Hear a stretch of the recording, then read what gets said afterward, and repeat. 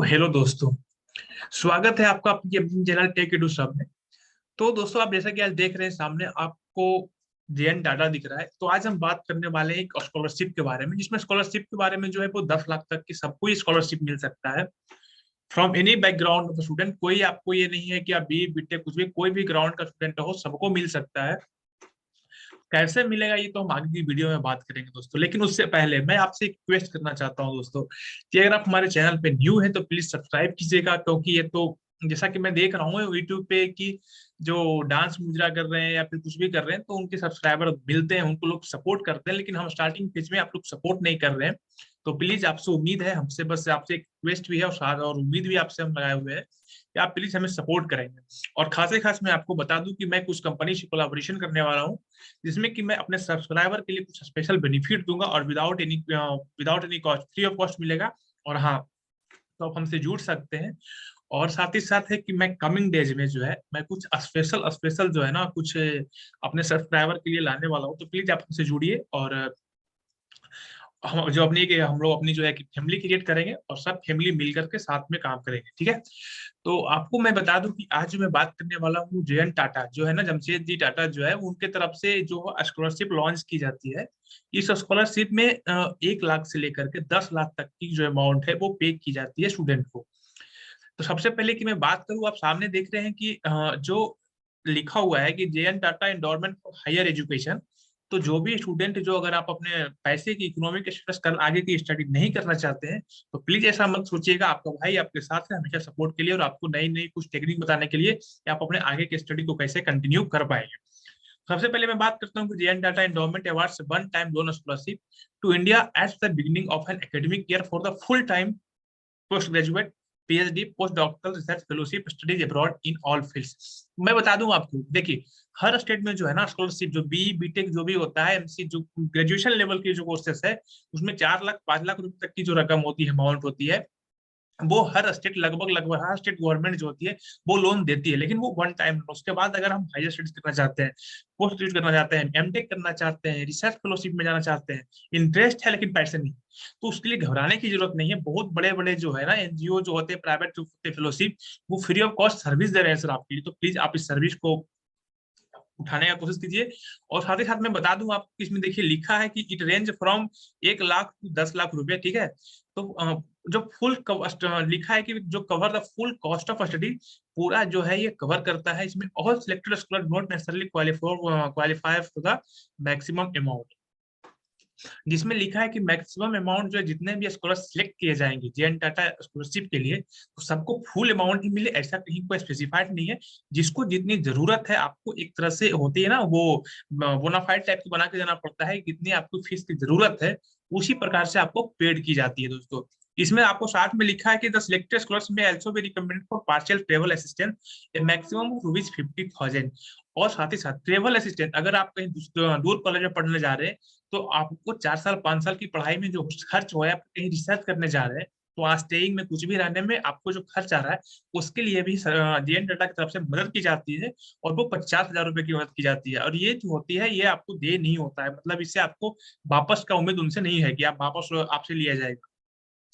और साथ ही साथ आपको गिफ्ट अवार्ड भी दिया था, gift award from delight trust as may be decided at the full description of the trustee of the concern trust. The gift award range from 2 lakh to 7.5 lakh. इसमें लिखा है कि कुछ गिफ्ट अवार्ड जो उसके जो कोई स्कॉलर जो भी हो गया वो कुछ अच्छा परफॉर्म कर रहे हैं, तो जो इनके कंपनी के साथ कोलाबोरेशन रहते हैं ना, कुछ कुछ होते हैं ना ब्रांड जो होती है, छोटे छोटे जो स्टार्टअप होते हैं वो इनसे कोलाबोरेट करते हैं। तो जो इनकी स्कॉलर्स होते हैं जेएन टाटा स्कॉलर्स, मतलब जो इनके स्कॉलरशिप का फायदा उठा रहे हैं, उनको जो होती है कुछ कुछ जो इनका कोलैबोरेटेड टीम होता है, वो कोलैबोरेटेड कंपनी होती है, वो कुछ गिफ्ट अवार्ड करती है कुछ स्पेसिफाइड स्कॉलर को। उसके लिए भी आपको जो है टाइम टाइम मेल आता है कि आप कैसे उस गिफ्ट को आप अटैच ले सकते हैं, पर को अपने पा सकते हैं।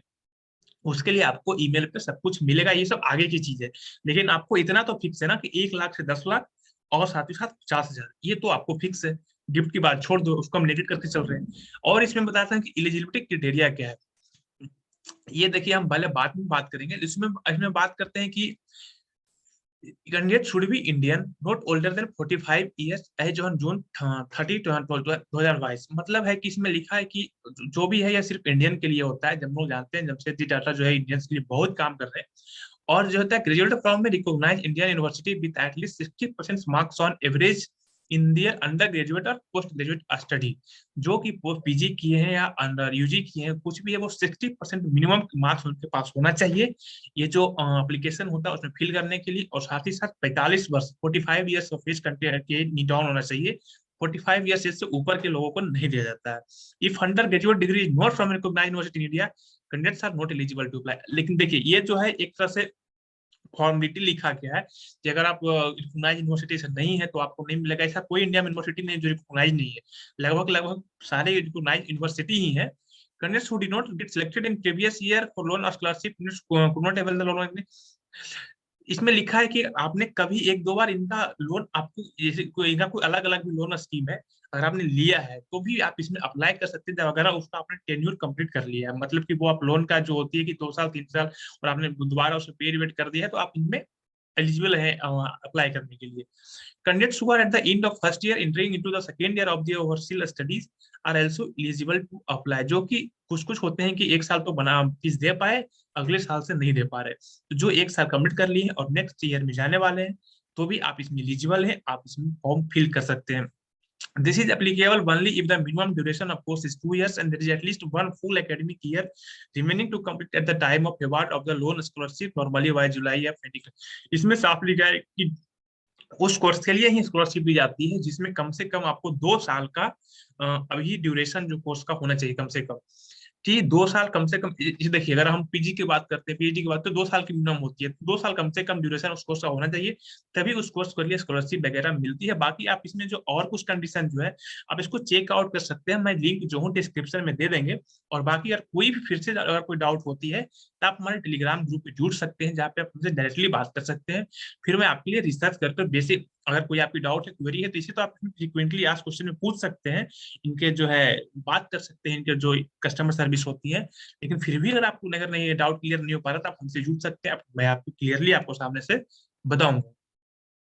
आपको देखिए जो है ये ऑनलाइन टेस्ट वगैरह जो है इसमें जो अभी अप्लाई चल रहा है इसमें जो लिखा है कि after the initial screening application some candidates are submitted to undergo an online test which will based on the lines of thinking skills assessment on 17 April. यह जो एक है कि 17 अप्रैल को एक टेस्ट होगा, एक तरह से एक फॉर्मेलिटी अदा होगा।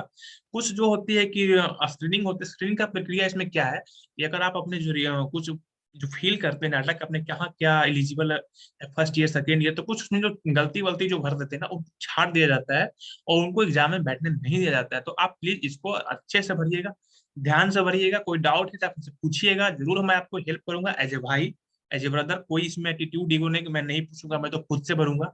हेल्प लेना हमारा काम होता है, इंसान को इंसान अगर हेल्प नहीं करेगा तो कौन हेल्प करेगा भाई। तो the timing and other details will be informed accordingly through separate mails. जो अगर आप फॉर्म रजिस्टर कर देंगे तो टाइमिंग्स विल बी गिवन। और दूसरी बात मैं बताना चाहता हूँ आप लोगों को इसमें हाथ में कि देखिए अगर आपको लोन नहीं भी लेना है तो प्लीज कंपटीशन में पार्टिसिपेट कीजिए। सिलेक्ट होंगे हम आगे की प्रोसीड्यूर नहीं करेंगे, लेकिन कंपटीशन को जज कीजिए। कंपटीशन से कभी भागना नहीं चाहिए student. Currently advised to ensure that they have interrupted internet connectivity at the place where they are taking test। इसमें जो लिखा गया वर्क फ्रॉम होम टेस्ट है, मतलब कि एक तरह से आप घर में बैठ कर टेस्ट देंगे तो हो सकता है इनका एक सर्विलांस होता है, वो आपको चेकआउट कर लेंगे कि आप सही से चीटिंग नहीं कर रहे हैं, कुछ भी नहीं कर रहे, तो वो सब कुछ इनका रहता है, वो आप नहीं भाग सकते हैं, चीटिंग कर लेंगे और पास हो जाएंगे। ठीक है, तो आप इसमें मत कीजिएगा, लेकिन हाँ इंटरनेट का जो होता है सुविधा अच्छे से रखिएगा तो भी आप टेस्ट दे पाएंगे। Test will be conducted only once, एक ही बार टेस्ट होगा। We will not able to consider any request for changing the date schedule for online test. Date change नहीं हो सकता है। Candidates who will fail to attend the schedule online test will need to away. तो यहाँ अगर कोई test नहीं देते हैं तो उनको समझा जाएगा कि उन्होंने अपनी एप्लीकेशन को विड्रॉ कर लिया है और वो आगे की प्रक्रिया में शामिल नहीं होना चाहते हैं।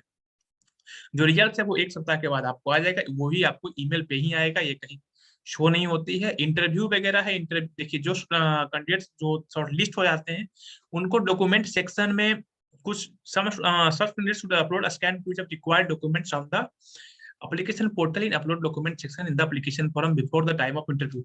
इंटरव्यू के कुछ देर पहले आपको कुछ होता है, जब आप शॉर्टलिस्ट हो गए रिटर्न में, तो आपको कुछ डॉक्यूमेंट्स वगैरह सबमिट करना पड़ता है। इसमें कॉलेज की मार्कशीट वगैरह हो सकती है, रिज्यूमे वगैरह हो सकती है, कुछ आपकी टेक्निकल हो सकते हैं, आप किस फील्ड में आगे मास्टर करना चाह रहे हैं, रिसर्च करना चाह रहे हैं, तो सब कुछ इसके लिए होता है, जो कि आप कर सकते हैं, कोई बड़ी बात नहीं है दोस्तों। और इसमें अगर कुछ भी आपको हेल्प चाहिए तो आप मुझसे जुड़िए, मैं आपको हमेशा हेल्प करने के लिए तैयार हूँ। और final selection of scholars on the जो होगा कैसे होगा, performance on the interview, score at online test, score based on academic result.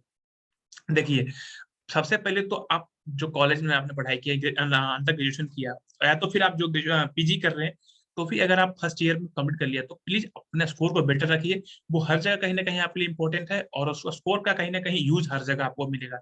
कुछ लोगों का कहना होता है कि मैं तो कॉलेज आ गया हूँ, स्कोर मायने नहीं रखता है, स्किल्स मायने रखता है। स्किल्स तभी मायने रखता है जब आपके पास स्कोर है। स्कोर है तो आपको आगे एग्जाम में बैठने का मौका मिलेगा, आपको स्किल्स दिखाने का मौका मिलेगा। अगर आपके पास स्कोर ही नहीं है, तो आपको सबसे पहले ही आपको रिजेक्ट कर दिया जाएगा फॉर्म को, आपको स्किल्स दिखाने का मौका नहीं मिल रहा। आपका स्किल्स आप खूब आपके पास है, लेकिन सर्टिफिकेट नहीं है, तो स्किल्स का कोई वैल्यू नहीं है, कोई आपको मानेगा नहीं उसका। ठीक है, तो प्लीज आप इसको अपने मार्क्स को अच्छे कीजिए, और ऑनलाइन टेस्ट में अच्छे स्कोर कीजिए, और इंटरव्यू में भी अच्छे से परफॉर्म कीजिए, तो आप उसमें अच्छा कर सकते हैं। और साथ ही साथ एप्लीकेशन प्रोसेस जो है, देखिए यहाँ पे लिखा है, पहले तो रजिस्ट्रेशन करना पड़ेगा, और इसके बाद रजिस्ट्रेशन का मैं आगे बताऊंगा कैसे करना है। Most important point note is that is not a personal between, और इसमें लिखना है स्टेटमेंट ऑफ पर्पस। ठीक है, स्टेटमेंट ऑफ पर्पस है कि इसमें आप उसको जो होता है लिखना पड़ता है, बताना पड़ता है। जैसे क्वेश्चन है कि what is your course and why you do have फ्यूजन ईट, तो आपने ये कोर्स क्या है और उस कोर्स को आपने क्यों कर रहे हैं। तो ये सब कुछ होती है जो स्टेटमेंट ऑफ पर्पस होता है, जिसमें कि आपके कुछ कुछ होता है इसके पूछे जाते हैं, जो इंटरव्यू में फिर आपका इसी कॉपी को देख करके पूछा जाएगा। इसमें काउंटर टाइप किया जाएगा क्वेश्चन को। तो प्लीज इसको अच्छे से देखिए, क्वेश्चन को अच्छे से देखिएगा, सोचिएगा, टाइम में भी है भरने का, फिर फॉर्म को अप्लाई कीजिएगा। और जो selection of for the award है, इसमें देखिए लिखा है कि apart from consistent academic performance we give importance to participation in both core curricular and extra curricular.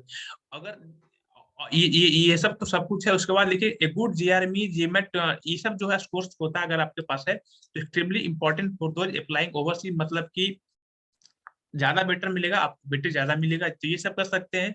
Statement of purpose carries considerable weight in selection process, statement of purpose जो है अच्छे से कीजिएगा। देखिए इसमें बहुत वेट रखता है सिलेक्शन प्रोसेस में। तो आपको कैसे क्या अप्लाई करना है, आपको क्या करना है कि देखिए आप यहाँ बीच में देख सकते हैं साइन इन का ऑप्शन है। आप यहाँ पे ईमेल आईडी, पासवर्ड वगैरह जो भी है, आप यहाँ पे डाल करके साइन कीजिएगा। अगर आपने पहले से अप्लाई कर लिया, नहीं तो फिर आप रजिस्टर पे जाइएगा, रजिस्टर पे क्लिक करके अपने एक प्रोफाइल बना लीजिएगा। उसके बाद आपको अप्लाई करने का मौका मिलेगा। मैं आपको देखिए दिखा के करके दिखाता हूँ। लेकिन अभी देखिए इसमें तो जो है ना खुल नहीं रहा अभी। तो आप जो है आप इसमें, हाँ देखिए इसमें खुला, आप इसमें देख सकते हैं कि देखिए डॉक्टर, ये तो पहले से होता है first name, middle name, last name, email ID, mobile number, ये सब कुछ करके आपको रजिस्टर कर लेना है। रजिस्टर करने के बाद आपको एक पासवर्ड भेजा जाएगा, और ईमेल भी आपको किया जाएगा। ये सब चीज आप कॉन्फिडेंशियल किसी से शेयर नहीं कीजिएगा। और बाकी के बस आज की वीडियो में दोस्तों इतना ही। तो प्लीज आप हमारे वीडियो में बने रहिएगा, और हमारे चैनल पे बने रहिएगा, हम आपके लिए कुछ अच्छे लाने वाले हैं। तो इसको ध्यान में रखते हुए, और साथ ही साथ मैं कल की वीडियो को बता दूं, कल कुछ स्पेशल आने वाले हैं, जिसमें कि मैं डीआरडीओ के बारे में बताने वाला हूँ। तो प्लीज आप हमारे चैनल पे बनिए, सब्सक्राइब कीजिए, और बेनिफिट उठाइए हमारे चैनल का। तब तक आज की वीडियो में बस इतना ही। मिलते हैं सर नेक्स्ट वीडियो में, तब तक के लिए बाय बाय। जय हिंद, जय भारत।